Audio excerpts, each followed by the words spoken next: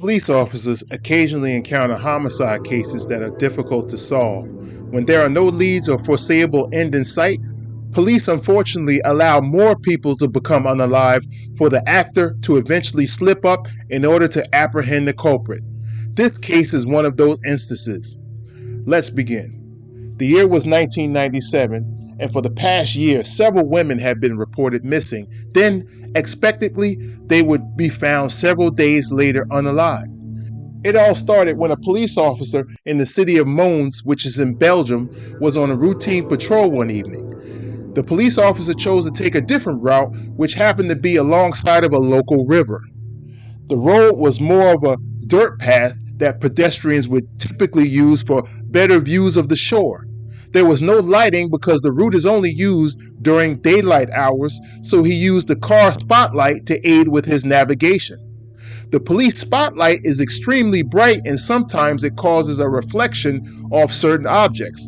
As the officer manipulated the handle to direct the beam of light, it caused a reflection off of something out of the corner of his eye. He stopped the vehicle and aimed the light towards the reflected object, and it turned out to be 9 large black plastic bags. Due to the industries in the area, dumping has been a big problem. The officer got out of the vehicle and went to investigate the type of debris that was discovered in order to identify the corporation or business responsible. The officer opened the first bag and screamed, "Oh shh!" He then immediately ran to his vehicle and called on the radio for additional police assistance. The authorities identified that each bag contained different body parts and each were from different victims. Several of the victims were identified as reported missing persons, which left many others unidentified. Months later, 4 detectives were at a coffee shop near the outskirts of a metropolitan city by the name of Nord, which is in the country of France. They chose this particular coffee shop because it was one of the few places that remained open late in the evening, and they went there to discuss a case that they had been working on. The officers were in a special unit called the Corporate Cell. The Corporate Cell had been working in a plainclothes capacity with an unmarked car in order to apprehend their local homicide suspect. To date, the authorities had no leads. The lead detective received a phone call in which he answered. The other detectives lowered their voices as to not interrupt the phone conversation but continued talking amongst themselves. They were able to tell by the way the detective responded that it was a business call. The more the detective listened on the phone call, the more his facial expression changed. It transitioned from being stoic to curious, all the way to being surprised with his eyes bulging outwards. This caused all the other officers to remain silent until the phone conversation was completed. The lead detective ended the phone conversation by telling the caller that they were now on their way to that location. Within 3 minutes, they had paid the check, ran out of the building, and sped off in their police car together. Nord, which is in the country of France, borders the country of Belgium. The two countries are divided by the Haine River. The river starts in Belgium, then flows beside and then past France. A lot of industries operate alongside this river, so occasionally debris is found floating in its waters towards France. A man who had been fishing alongside the river noticed a large plastic bag floating. The fishermen had heard on the news that human body parts were being found chopped up in plastic bags and dumped into this same river.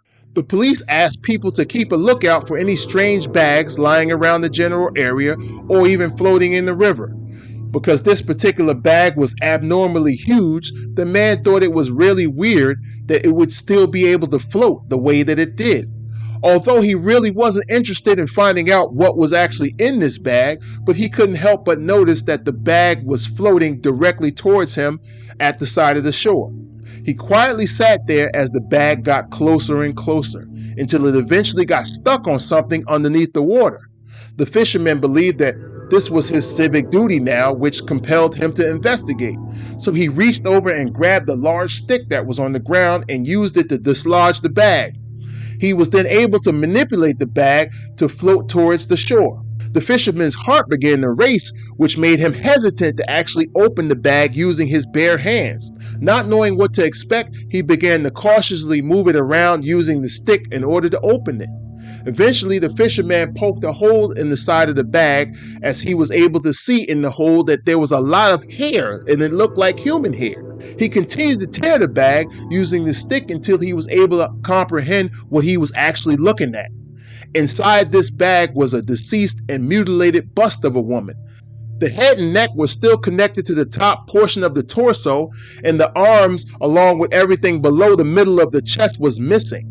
Police responded and were able to identify the victim as a local street worker who had been reported missing a month ago. Somehow, the Belgians heard that the French police were having the same problem, so they requested a joint investigation. To assist with the case, the authorities had hired a homicide profiler. A profiler is a psychologist who is able to describe through psychological analysis the type of person who would be able to commit these types of crimes. They came up with the profile of a man with overwhelming childhood trauma and likely an abandonment complex. The actor was likely in a relationship at one point that was ending, which triggered the events. The trauma was likely too much to bear, which caused him to eliminate his partner after the breakup. Afterwards, the actor began looking for women to take his vengeance out on. Chopping up and discarding the victims' bodies gave the actor pleasure and a sense of control. Now armed with this information, the authorities were prepared and waiting to intensify their investigative presence. Miraculously, that's when all of the missing person reports had declined and no new homicide victims were even found. Months had passed with nothing happening, and the authorities didn't know how to handle this. Did the actor have a change of heart, or did he become better skilled at making his victims vanish for good? It took 10 years before the authorities found a break in the case that likely explained what actually happened. In the country of Montenegro, a man was arrested by the name of Somali Tuja for the homicides of 2 women there. When they did a check on his travel history, he had multiple outstanding warrants for the United States and also in the country of Albania. In each country, there were 2 homicides, one of which was his wife. The French and Belgium authorities decided to also do a check on Mr. Somali's travel history. It showed that he had been in each of their countries during the times of their missing persons and homicides. Unfortunately, due to the extradition policies of the country of Montenegro, they would not release Mr. Somali to any country. At the time, Montenegro did not allow extradition for any of their citizens that commit crimes in other countries. Mr. Somali was given a 15-year sentence for the 2 homicides that he did commit in Montenegro. Mr. Somali eventually passed away in prison from an unknown illness a year later without being held accountable for any other homicides.